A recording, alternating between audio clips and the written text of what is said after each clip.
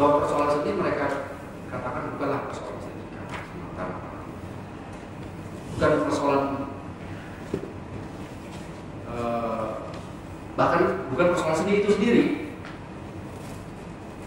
Ada satu rupa yang saya wawancarai, kenapa Anda membuat sebatang kayu, membuat menarik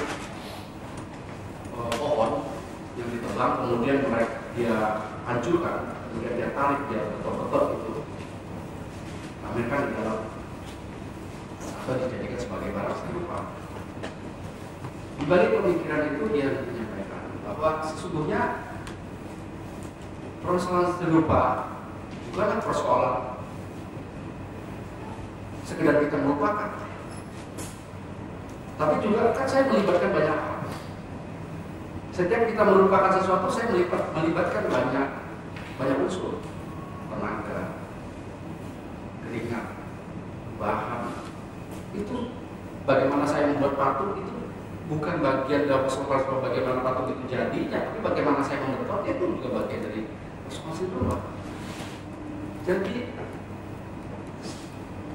tidak ada hasilnya, tapi proses bagaimana sesuatu itu dihasilkan juga bagian dari bagian dari pengalaman rupa.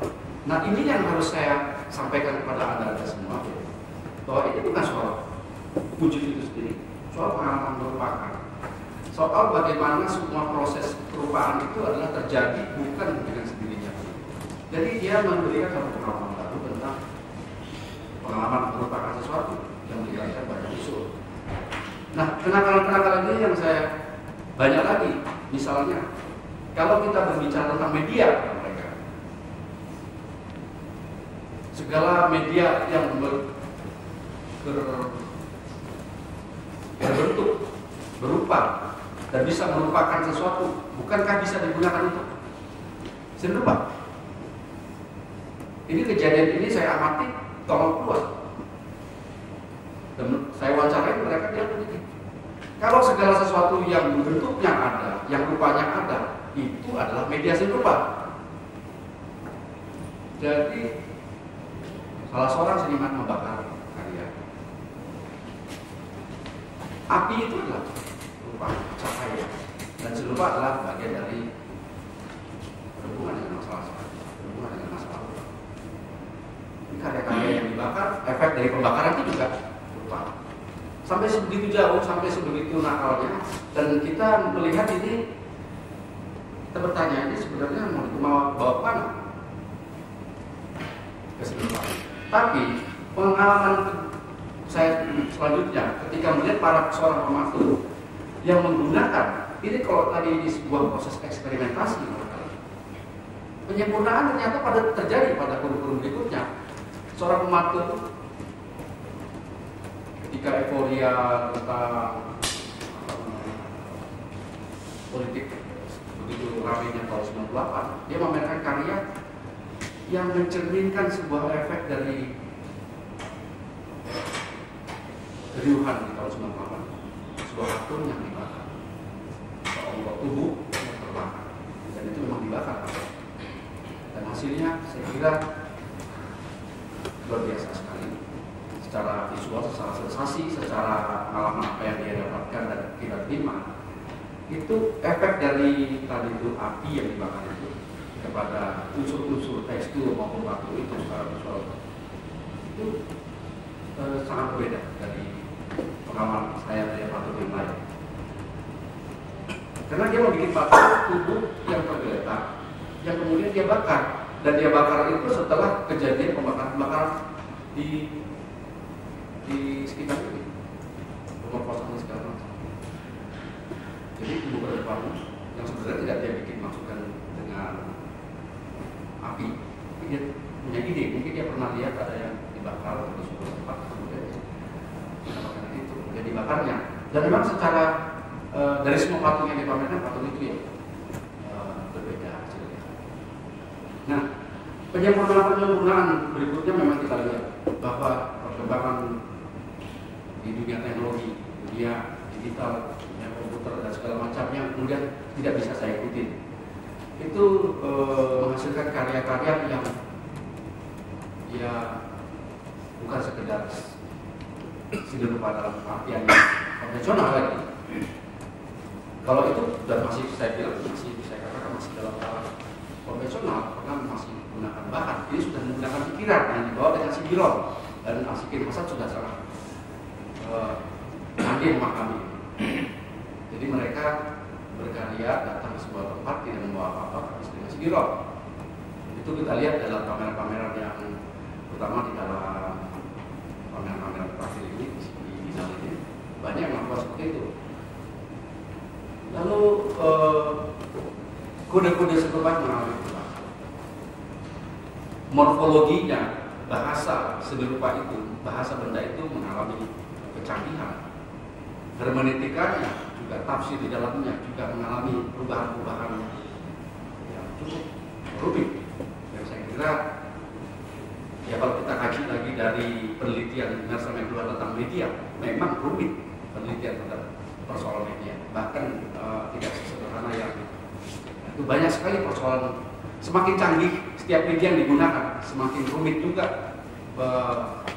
Bak mungkin kelihatan sederhana, tapi semakin rumit persoalan-persoalan yang dia sampaikan di balik media itu, kode-kodenya sendiri. Tapi perkembangan itu kan banyak juga, bukan terbatas pada gejala-gejala teknologinya saja. Pada perkembangan yang lain yang mengalami penyempurnaan, kita lihat karya-karya Setiawan Sabana yang menggunakan kertas yang selama ini tidak disadari kertas adalah sebagai bagian alat media untuk diekspresikan, tapi kertas itu sendiri adalah ekspresi. Itu kan sudah terjadi ketika media dijadikan alat untuk mengekspresikan, tapi media itu sendiri adalah ekspresi. Media itu sendiri pesan, bukan untuk menyampaikan pesan. Kalau kita melihat perkembangan teknologi di bidang teknologi handphone, kalau kita melihat mulai menelusuri lebih jauh, apakah ini sebenarnya handphone itu sendiri atau handphone sendiri sebuah pesan? Kalau kita lihat sebagai sebuah pesan, bukan sekedar untuk menyampaikan pesan, dia merupakan ekspresi dari sebuah pesan untuk menjadikan sebuah handphone. Bahwa dia merupakan ekspresi dari sebuah kerumitan sehingga terjadi sebuah kerumitan yang baru. Sehingga handphone itu sendiri adalah pesan, dan kemudian dia untuk menyampaikan pesan yang menimbulkan sebuah kerumitan yang baru. Pada taraf ini sebenarnya media itu sendiri tidak berhenti bekerja. Dia bekerja untuk melahirkan sejumlah media yang baru dari media.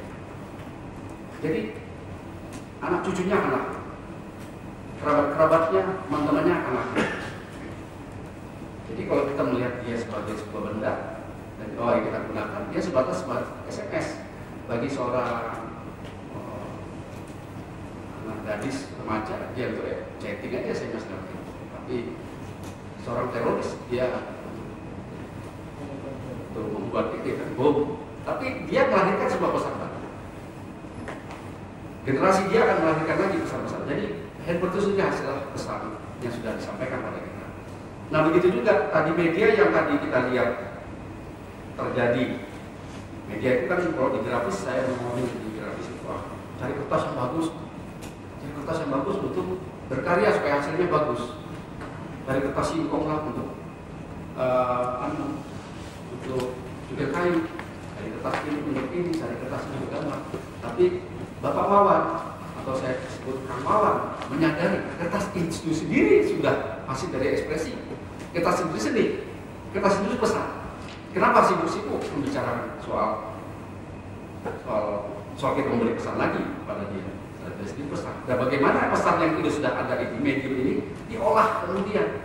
Jadi ada sebuah kekayaan baru. Saya nggak menyadari kalau kertas itu bisa dipamerkan. Misalnya, saya juga nggak menyadari sebuah handphone sebenarnya hasil dari ekspresi pesan. Kayak kita anggap itu untuk memberikan pesan. Nah ini lapisan-lapisan multidimensi dari setiap media ini yang sebenarnya menjadi kekayaan para pengembang untuk kemudian menimbulkan pinak menjadi sejumlah submedia atau submedia menjadi beranak pinak lagi menjadi submedia. Nah ini yang saya lihat terjadi di perkembangan berikutnya. Kesadaran-kesadaran yang kecil yang sebenarnya tadinya sederhana nampak menjadi sangat rumit, bahkan semakin kecil, semakin terjadi partikel-partikel dalam media itu. Kesadaran ini sudah cukup lama di dalam perkembangan sejarah seni dunia maupun di kita juga. Saya kira sudah lama. Saya teringat di tahun 70-an ketika orang sibuk berbicara tentang di kalangan sastra tidak mempunyai kata-kata menyampaikan pesan, karena kata-kata banyak euforia aja, banyak apa namanya eufemismenya, banyak slapsticknya, banyak slogannya, sehingga kata-kata itu sebenarnya tidak mempunyai makna apa-apa lagi. Tidak perlu kita berkata-kata banyak sekali uhuh-uhuhnya. Maka para penyair pada waktu itu terpaksa harus menggunakan media yang lain. Syair bukanlah kata-kata, memang sebuah puisi bukan cuma kata-kata disadari. Maka mereka menggunakan cara-cara yang lain. Nah, menggunakan cara-cara konkret, dulu puisi konkret. Di sana tanpa mereka sadari, karena ada efek berhentinya kata ini, mereka memamerkan benda, karena puitisasi benda, dan segerupa adalah puitisasi benda. Jadi masuk ke wilayah segerupa. Nah, salah satu karya seorang penyair itu sangat sensasional, tapi pada waktu itu nggak terlalu sensasional, kita anggap remeh-temeh aja, itu sama biasa aja. Tapi kalau sekarang saya kira penelitian itu harus lebih canggih ya, memamerkan gantung bangke daging kayak gitu dimasukkan dalam ruang pamer. Efeknya kita masuk ke ruangan itu sangat bau, memang jadi beberapa hari dan dikerumunin oleh apa namanya lalat dan segala macam.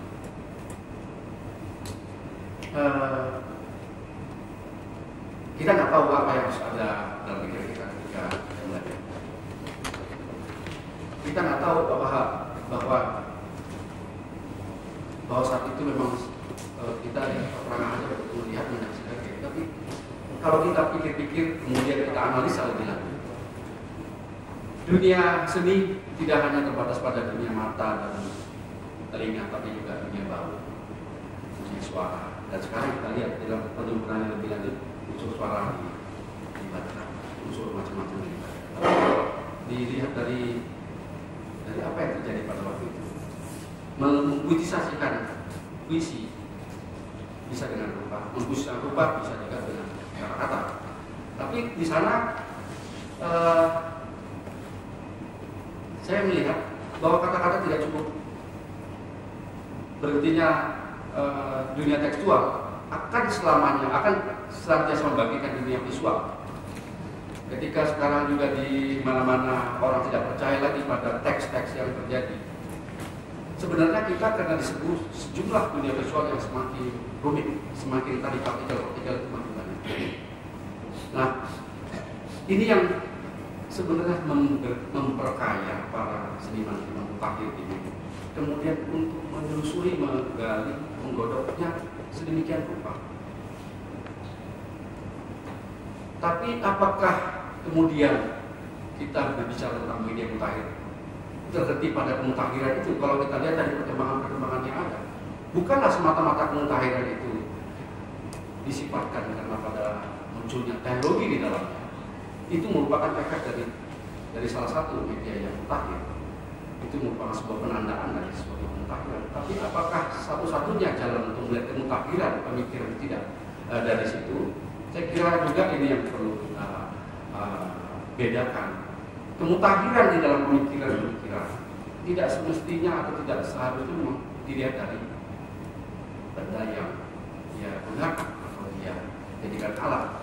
Tapi kemutakhiran di dalam pemikiran, kesadaran si pelakunya, inilah yang menyebabkan akhirnya berperciknya pikiran-pikiran baru, munculnya sejumlah kayak tadi ide tentang kertas atau ide tentang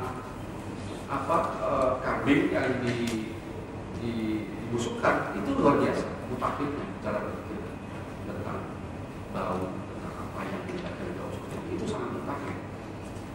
Jadi bagaimana sikap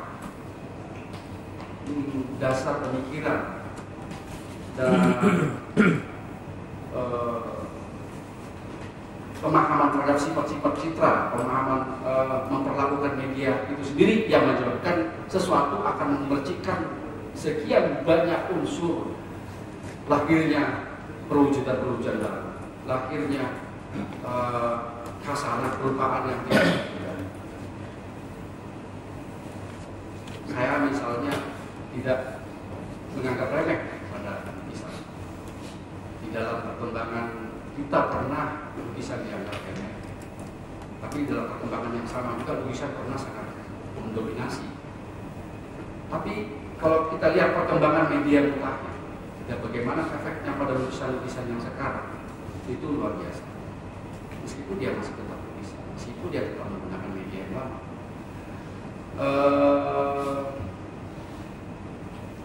Baik dengan digital, baik dengan digitalnya sendiri, efek dari digital yang dipamerkan, apapun dengan perlakuan menggunakan digital itu bagaimana, itu saya kira juga bagian dari perkembangan yang cukup luar biasa. Beberapa bulan teman saya tidak melihat pameran, dia terkejut dengan perkembangan pameran Silukis sekarang, terutama di dalam Silukis. Bukan hanya dia terkejut kalau melihat efek media itu, dia mungkin tidak menyangka. 3 bulan kita nggak ngikuti perkembangan, terjadi perubahan yang luar biasa. Saya kira perubahan sekarang itu luar biasa, saya nggak bisa ngikutin lagi. Militansinya luar biasa. Kalau saya lihat karya-karya mahasiswa sekarang ini dengan beberapa tahun aja lah, itu luar biasa. Jadi itu saya kira pengaruh dari media itu sendiri, bukan media itu sebagai apa, pengaruh dari informasi media itu sendiri, atau bagaimana media itu memberikan bantuan yang banyak pada bagaimana kita melukis, cara-cara sampaikannya sebuah bidang dominasi ini luar biasa. 3 bulan atau 4 bulan kita akan lihat pameran, terjadi perubahan yang luar biasa. Di Jakarta ini sering banget. Jadi eksplorasi tadi itu memerciknya, beranak pinaknya media yang dia pikirkan. Karena permainan sebelum ada permainan media. Jadi beranak pinak lahirnya pemikiran yang tidak juga. Saya tidak mau bicara banyak lagi. Saya beri penutup, saya ambil contoh. Belum lama ini saya beli pameran di Galeri Jakarta. Ini juga sebuah fatal, sebuah paradoks. Debak media itu sendiri ketika terlalu diapresiasi tanpa disadari, dia menjadi sangat paradoks, tidak menjadi apa-apa. Nah, pameran lukis yang memamerkan perangkat sederet lukisan yang digunakan dengan media baru digital. Dia mengekspresikan dengan distorsi yang tinggi, dengan stilisasi yang luar biasa, gaya yang lama, ekspresif sekali. Kalau kita lihat, saya lihat dari jauh dalam jarak beberapa meter, 2 meter aja, itu lukisan biasa. Tapi kalau begitu saya lihat, oh ini bukan lukisan, ini digital, mas. Nah, apa sih? Apa sih yang dia ingin sampaikan? Nah, ini paradoksnya. Sesuatu yang tidak ada yang luar biasa. Kalau hanya ini yang diapresiasi terhadap media untuk menghasilkan sebuah karya yang dia bisa bikin sekejap saja seperti itu di atas kanvas, lebih hangat, lebih terasa hebatnya. Kenapa dia harus pakai media digital? Kecuali kalau memang ada repeat, ada repetisi yang memang diperlukan, yang memang memerlukan digitalisasi itu, dan ada sesuatu yang dari digital yang dia berikan. Saya kira itu luar biasa, memercik dari kita digital sendiri yang tidak kita pikirkan. Tapi kalau sekedar memperbanyak, mengulang, bukan mengulang masih mending karena tujuan mengulang itu cepat. Tapi ini digitalnya berbeda dengan ini lain lagi, lukisannya ini lain lagi. Ya ekspresikan aja di atas kanvas, kenapa susah-susah sih? Kalau memang itu lukisannya juga disampaikan dengan ekspresif, kok nggak ada sesuatunya yang luar biasa. Nah ini paradoks dari media itu sendiri. Dia nggak tahu ketika media itu menuntut kecanggihan, menuntut cara pikir kita, memperkayanya, menjadikan dia sejumlah media-media lain. Cara pikir kita kasihan, sehingga sampai di sini saja. Nah beda, ini sebagai penutup. Kalau pada waktu itu saya melihat salah satu pelukis Itali yang tinggal di Bali, Filippo, saya kira pada tahu ya. Bagaimana dia mewujudkan sebuah gambar dari pixel-pixel, dari cahaya monitor itu ke dalam ruang ilusi dengan dia gunakan kanvas, dia gunakan kuas, dia gunakan cat. Nah, ini pemahaman, kontemplasi baru terhadap pemahaman media, bagaimana pixel-pixel itu, cahaya pada pixel itu tersampaikan seperti pixel yang kita lihat di layar monitor. Itu tidak bisa dibedakan dengan kalau kita dia rekam dengan fotografi. Nah, saya melihat cara seperti ini terjadi semacam kontemplasi baru, pemahaman terhadap artinya penggunaan media sendiri untuk menyampaikan itu tidak semudah seperti Dede Elisuri yang menyampaikannya. Sebab cahaya alam yang oleh Dede katakanlah sama masuk realisnya dengan apa yang disampaikan oleh Filippo, ini harus berbeda. Sikap menghadapi media yang dia sampaikan berbeda. Gak bisa semudah itu. Cahaya alam improvisasi kita lebih banyak, tapi cahaya pixel itu sangat tertib dan sangat ketat, sangat stabil. Dan itu bayangkan meditasi kali itu. Sama dengan kalau kita membuat sebuah lukisan yang sangat memerlukan waktu untuk bermeditasi. Nah, meditasi baru ini harus bermeditasi berhubungan dengan dunia pixel, dunia digital, harus meditasi. Dan ketika saya tanya Anda berapa lama buat karya macam ini, karena saya tahu bagaimana melukis realis susahnya, tapi kalau sekedar cahaya alam masuk ke dalam tubuh kita dan kemudian kita mainkan, kita improvisasikan seperti Dede yang kita bilang super realis itu ternyata masih tradisi modernisme lama. Karena di mana-mana juga cahaya putih, biru, kebiruan, cahaya pigmen itu begini, itu sudah sadar, para pelukis sudah menyadari itu. Tukang gambar, foto, film itu semuanya tahu bagaimana melukis dengan itu. Tapi di dalam dunia digital, kita perlu juga spiritualitas digital di dalamnya. Nah, ini menghasilkan sebuah karya yang nampaknya konvensional menjadi tidak konvensional. Dan kemudian pesan-pesan yang disampaikan, kode-kode yang disampaikan juga tidak konvensional. Nah, artinya bahwa perubahan media yang saat ini canggih itu bisa dilakukan secara konvensional. Bagaimana kita melakukannya, bagaimana kita menghadapinya. Saya kira sampai di situ saja. Terima kasih. Assalamualaikum warahmatullahi wabarakatuh. Terima kasih Chandra Johan. Saya kira menarik apa yang dibicarakan Chandra ini. Dia banyak menyoroti dengan media secara umum dengan memulai dari kita terhadap masalah Tuhan orang mikir dari Amerika yang sangat dikenal dengan kenyataannya medium is the message. Chandra juga mencoba untuk mengeksplorasi gagasan tadi dengan memberi beberapa contoh karya-karya dengan menggunakan media baru. Nah, sebenarnya kita bisa mendengarkan salah seorang praktisi di sini Pak Saudara, bagaimana terkaitan antara apa yang dikemukakan Chandra Johan dengan apa yang kemudian dilakukan di lapangan oleh Pak Setiawan Sabana. Karena sebenarnya kan ada beberapa hal kalau kita lihat di sana tadi. Misalnya perlawanan terhadap media yang konvensional, masalah awalnya, dan kemudian keluar dari konvensi itu sendiri. Sebagaimana misalnya kalau kita lihat karya-karya Pak Setiawan, dia tidak lagi membuat grafis dalam konvensinya, membuat cetakan atau yang berkaitan dengan itu, tapi membuat sebuah permainan baru. Dan kemudian yang terakhir adalah peluang yang dimunculkan oleh wacana dalam seni kontemporer. Segala kemungkinan, segala apapun bisa dijadikan sebagai sebuah karya. Anything goes. Bagaimana itu Pak? Silakan sekarang. Yang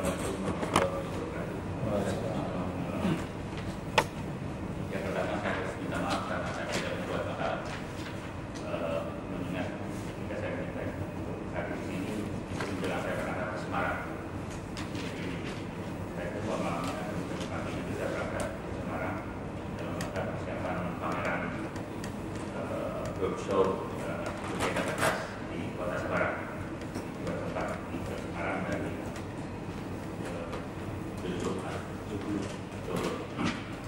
Jadi saya mulai langsung dari Semarang secara fisik dan mental juga pemikiran persiapan pameran di sana. Tapi sebagiannya saya menyampaikan katalog yang sebetulnya katalog yang dibuat ketika mendampingi pameran Budaya Kertas di Jakarta di Jakarta Budaya. Yang Semarang ada versi ada baru minimal covernya, tapi isinya sama, cenderung sama, sedikit berbeda.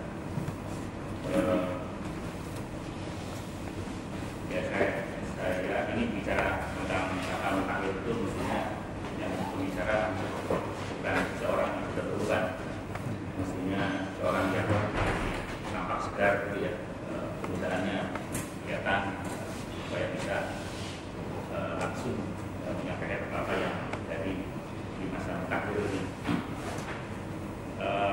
Topik yang disampaikan panitia itu atau sudah dibahas banyak tadi oleh Pak Chandra Johan sebagai pengamat pemikir yang cara berpikirnya juga komprehensif, kompleks di sana sini, terlibat.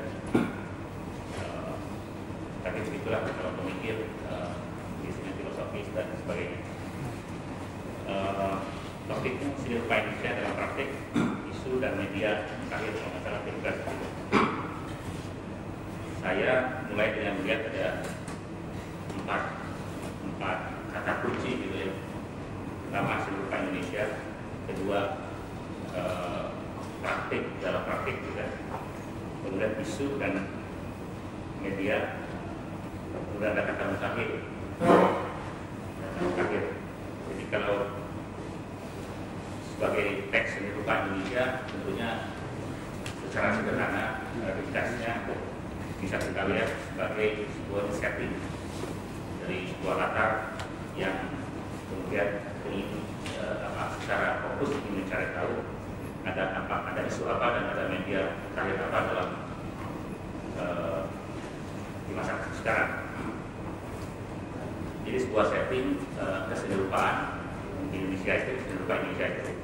Kemudian juga kalau lebih lanjut sebuah setting atau entitas kesenian secara menyeluruh, karena kesenirupaan merupakan bagian dari kesenian Indonesia secara menyeluruh. Tapi lebih lanjut lagi, maka kesenirupaan Indonesia juga adalah bagian dari entitas yang lebih luas, yang lebih makro, yaitu entitas kebudayaan Indonesia. Jadi bukan Indonesia, kesenian Indonesia, dan kemudian kebudayaan Indonesia. Jadi saya kira memang panitia membingkainya dalam bingkai ke-Indonesiaan. Kemudian ada kata dalam praktek. Dalam praktek saya membacanya sebagai aktivitas berkarya, jadi berkarya. Jadi sesuatu dipraktekkan itu artinya sebuah aktivitas dalam ini berkarya seni rupa. Kemudian dia berbicara tentang seni rupa Indonesia, juga tentang kesenian Indonesia, juga tentang budaya Indonesia. Sebenarnya berbicara banyak yang luas, yang besar, yang beragam, dan banyak persoalan di dalamnya. Jadi luas sekali. Itu saya kira tidak akan diungkapkan pada kesempatan ini, mungkin sudah dibicarakan dalam kesempatan lain di forum kemarin misalnya. Praktik seni rupa juga, aktivitas berkarya juga detailnya banyak.